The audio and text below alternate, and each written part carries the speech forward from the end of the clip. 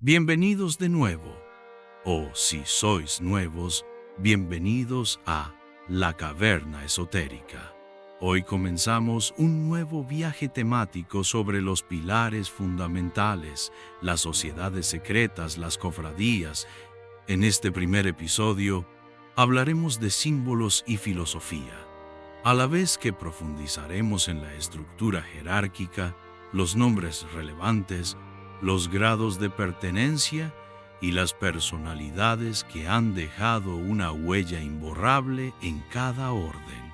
Antes de empezar, le invito, como siempre, a suscribirse al canal porque esta serie nos llevará a explorar historias, anécdotas y detalles que rara vez se encuentran en los libros de texto escolares o en los libros de historia habituales. Empecemos por la masonería, quizá la más conocida de las cofradías modernas.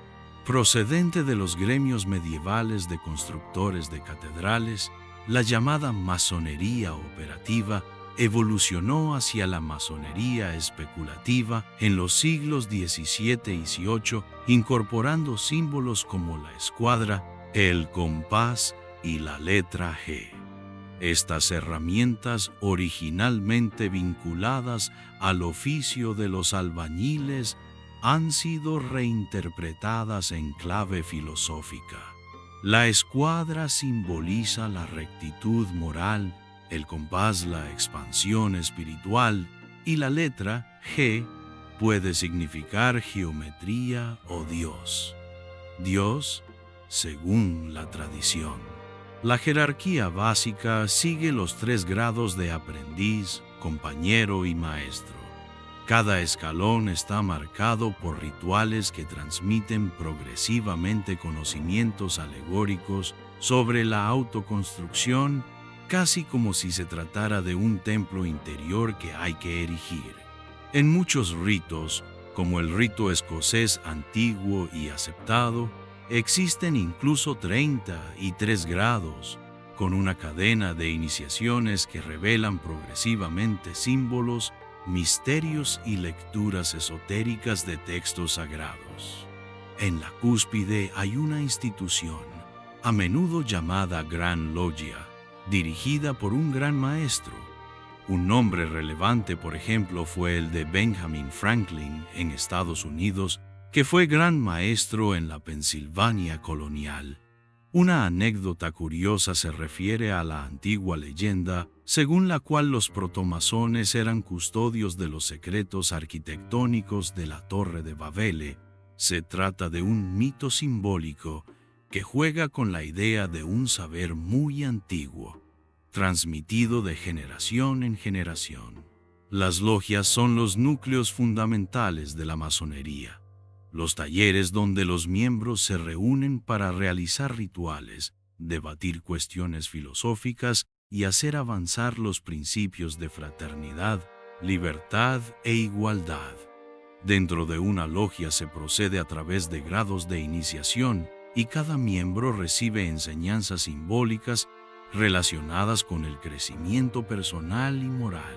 Las logias, aunque reconocen una autoridad u organización a nivel regional o nacional, como las grandes logias, suelen gozar de cierta autonomía y se basan en normas internas destinadas a preservar la confidencialidad de las reuniones y ceremonias.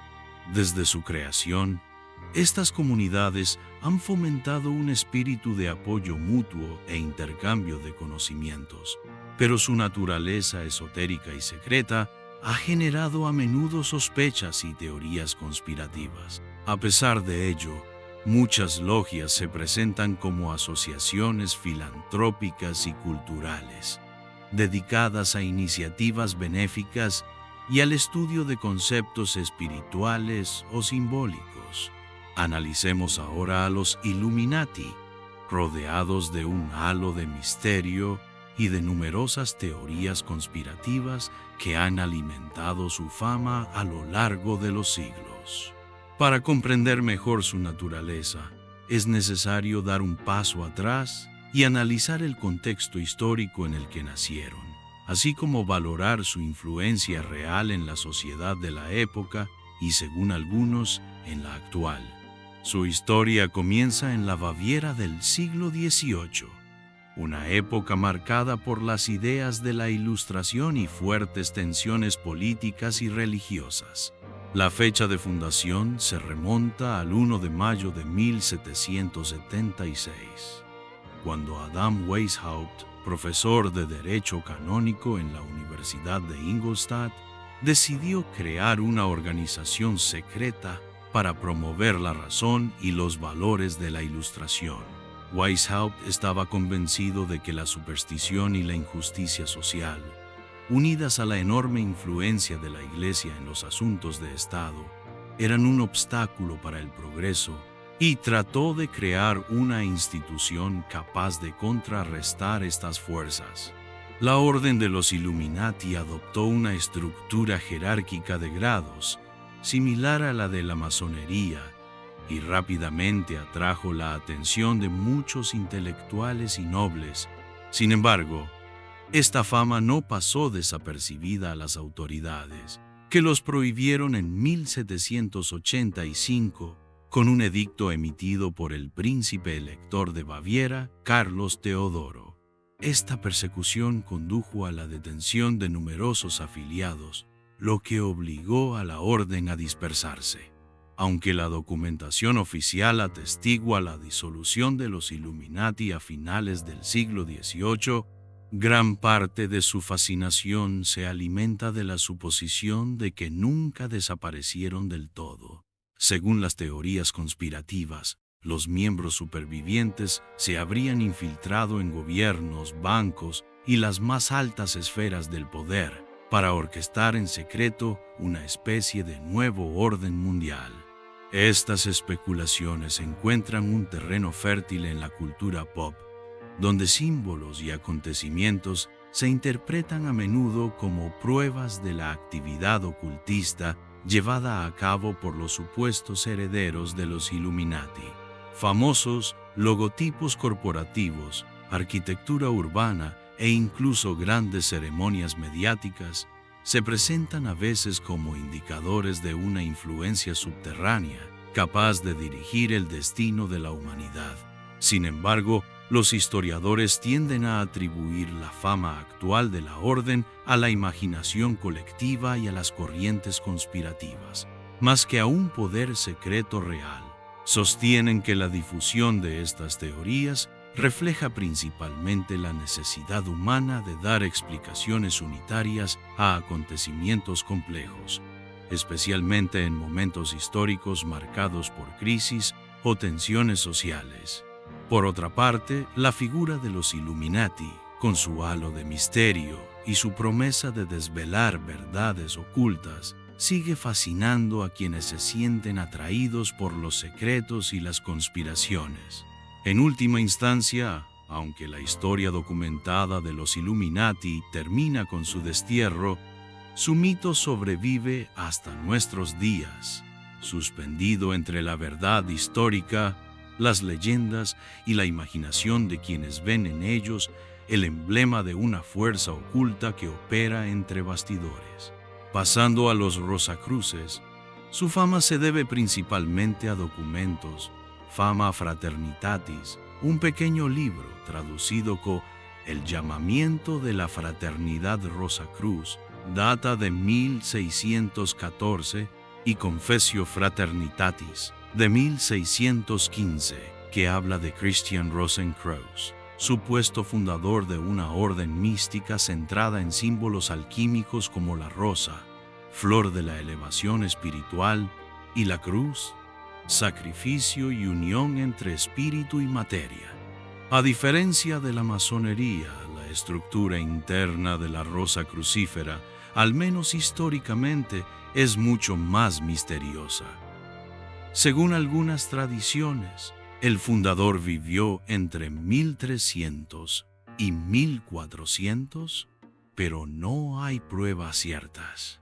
En tiempos más modernos, algunas órdenes rosacruces como la Amorc, antigua y mística orden Rosae Crucis, han adoptado una jerarquía con grados progresivos de estudio: postulante, neófito, celote, theoricus y otros, culminando en la autoridad de un llamado imperator, que sirve de guía general.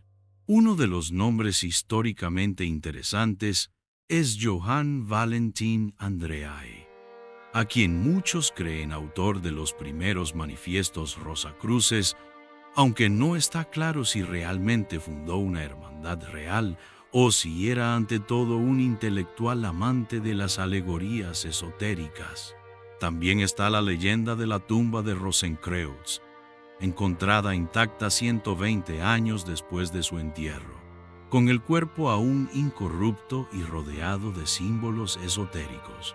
Probablemente se trate de un relato alegórico sobre la resurrección interior del discípulo, pero contribuye a reforzar la fascinación misteriosa de los Rosacruces. Al llegar a la Golden Dawn, fundada oficialmente en 1888, nos encontramos con un sistema muy ecléctico de símbolos y rituales que mezcla influencias egipcias, cabalísticas, alquímicas y rosacruces. Los tres principales fundadores, William Wynne Westcott, Samuel Little MacGregor Mathers y William Robert Woodman, afirmaron haber recibido de una fuente secreta el manuscrito cifrado que contenía instrucciones rituales codificadas.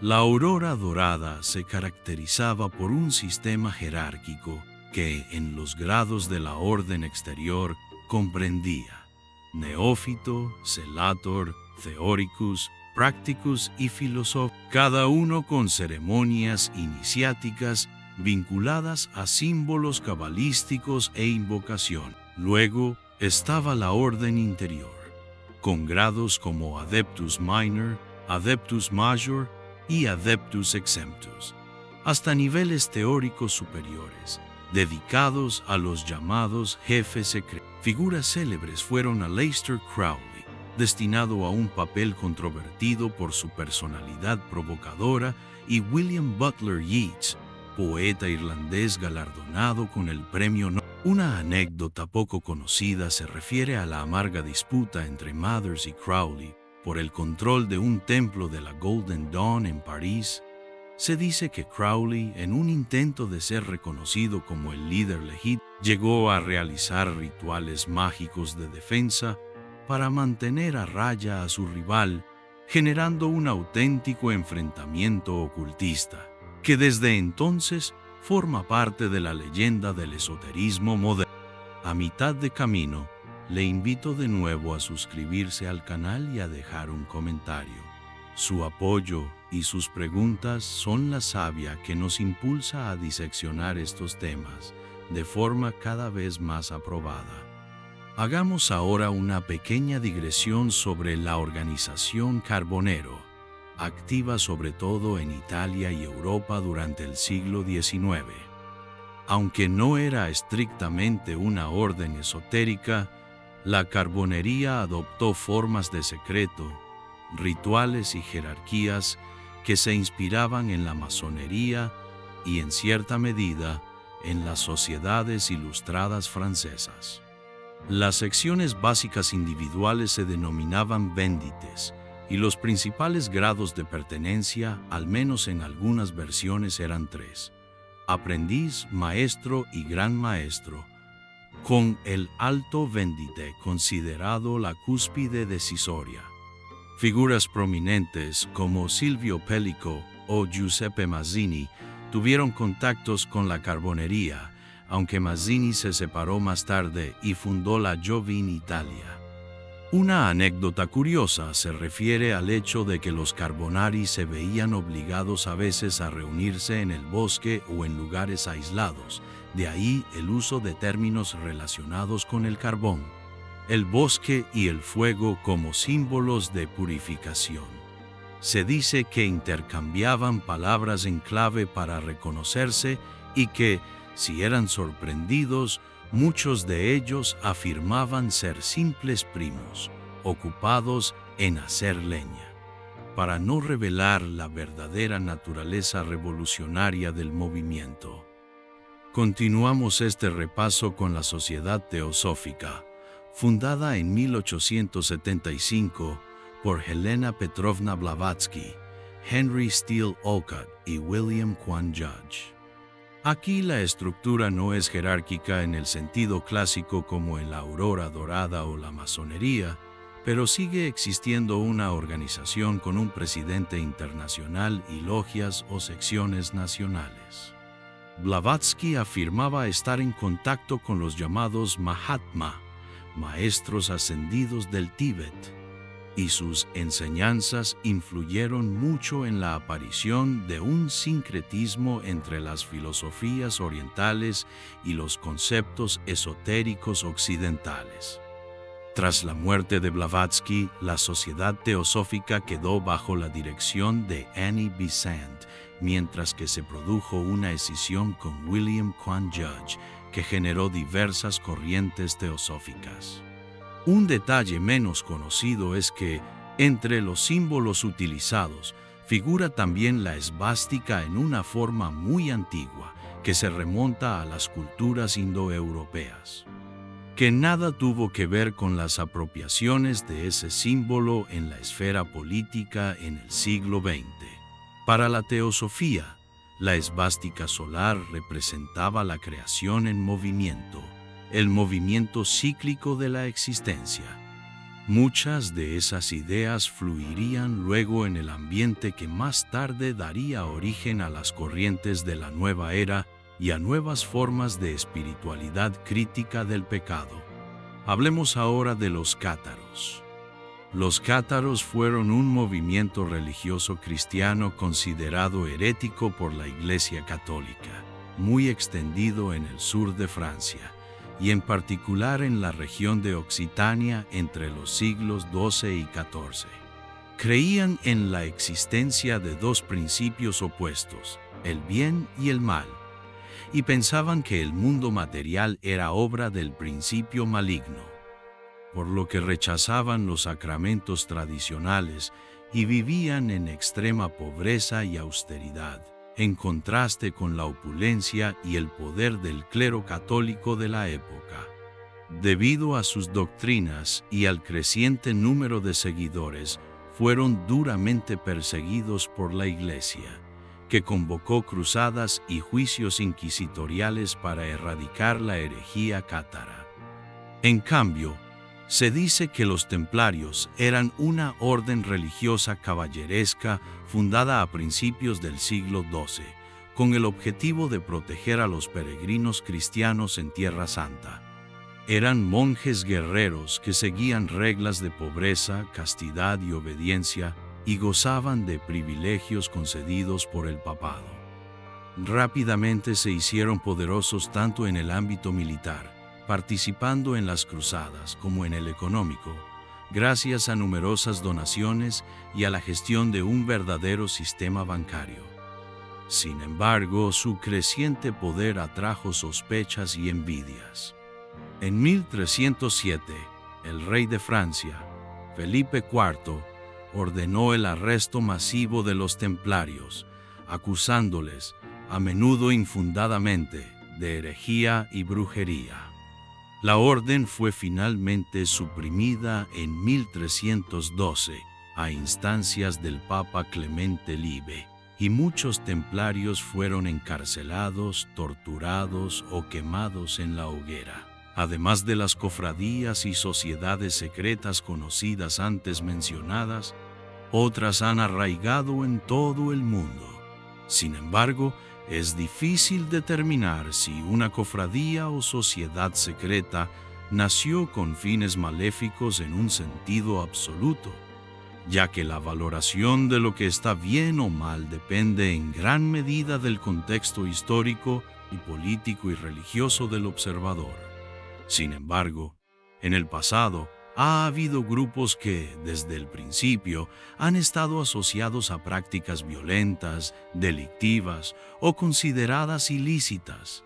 Un ejemplo famoso es el de los Thuggee, presentes en la India antes de la época colonial británica, que adoraban a la diosa Kale y estrangulaban a sus víctimas durante asaltos y robos con el objetivo de cumplir lo que consideraban un ritual sagrado. Otro caso muy conocido es el de los Hashshene, también llamados secta de los asesinos, activos entre los siglos XI y XIII en Persia y Siria, que llevaban a cabo asesinatos políticos para consolidar su poder. Su nombre está vinculado al consumo de drogas y dio origen al término asesino en algunas lenguas europeas. La antigua Roma también fue testigo de fenómenos considerados peligrosos para el orden público, como las bacanales, ritos nocturnos y secretos en honor de Baco o Dioniso, que el Senado romano condenó en el año 186 a.C., temiendo prácticas sexuales ilícitas, conspiraciones e incluso sacrificios humanos. Es cierto que las acusaciones pueden haber sido exageradas, pero nos ayudan a comprender cómo las autoridades de la época veían con recelo los cultos mistéricos. También hay sociedades secretas que nacieron con intenciones quizá inicialmente distintas, pero que evolucionaron hasta convertirse en grupos criminales. Un ejemplo de ello son las tríadas chinas, que de ser formas de resistencia a la dinastía Qing, se convirtieron en poderosas organizaciones dedicadas al contrabando y al narcotráfico, o la Yakuza en Japón, que comenzó siendo una comunidad de ronin y forajidos y se convirtió en una red mafiosa en toda regla. En estos casos, la etiqueta de desviación o de maldad suele ser fruto de interpretaciones culturales y políticas, pero lo cierto es que algunos grupos, como los Thagi, basaron desde el principio su existencia en actos considerados violentos y sacrílegos por la sociedad circundante. En el ámbito religioso también se crearon algunas cofradías.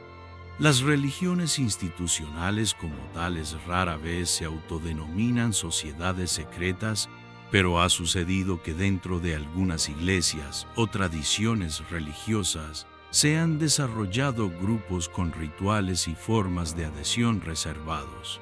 Por ejemplo, en el ámbito del cristianismo, especialmente durante la Edad Media y el Renacimiento, existían cofradías que, aunque no eran formalmente secretas, practicaban ceremonias y devociones poco conocidas por el gran público y tenían una rígida selección de miembros.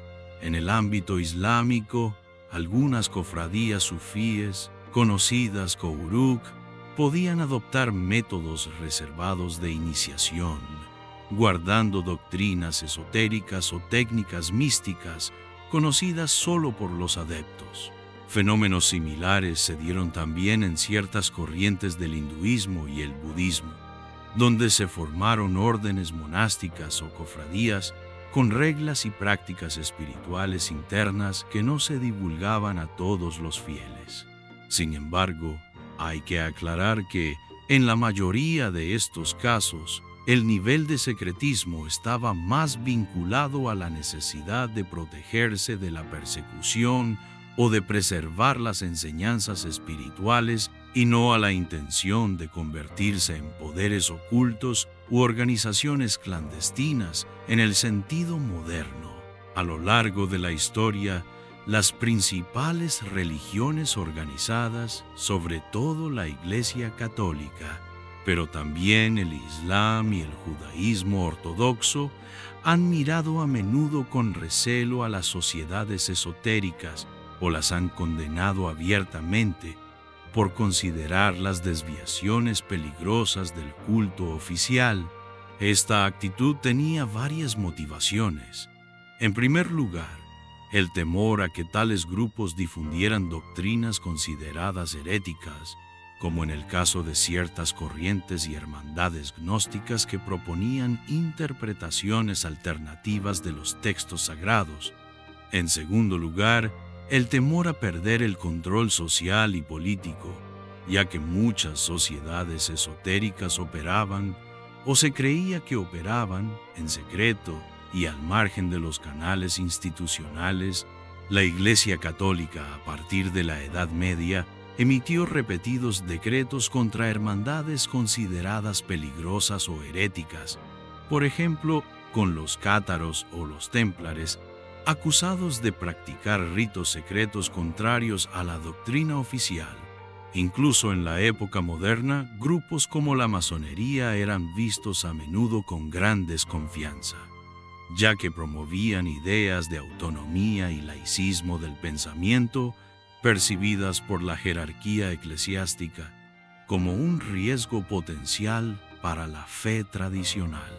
Al mismo tiempo, en el ámbito islámico, se han dado casos de represión de hermandades sufíes más esotéricas cuando los gobernantes o ulemas consideraban que sus prácticas se desviaban demasiado de la ortodoxia.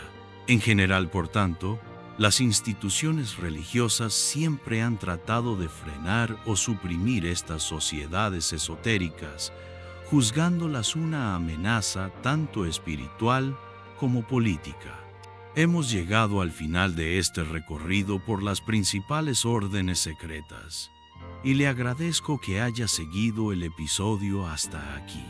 Si desea descubrir los otros 3 pilares temáticos que definen a estas sociedades secretas, y en particular los rituales, los perfiles históricos más controvertidos y el impacto que estos grupos han tenido en la sociedad, le invito a suscribirse al canal. Seguiremos explorando historias, personajes y secretos que difícilmente encuentran cabida en los manuales tradicionales. Hazme saber en los comentarios cuál de estas órdenes te intriga más, si te fascinan las jerarquías masónicas o las teorías espirituales de la sociedad teosófica, o si tal vez te gustaría saber más sobre el lado político de los Carboneri. Gracias por compartir conmigo esta aventura en el mundo del esoterismo. Hasta pronto, viajero del alma.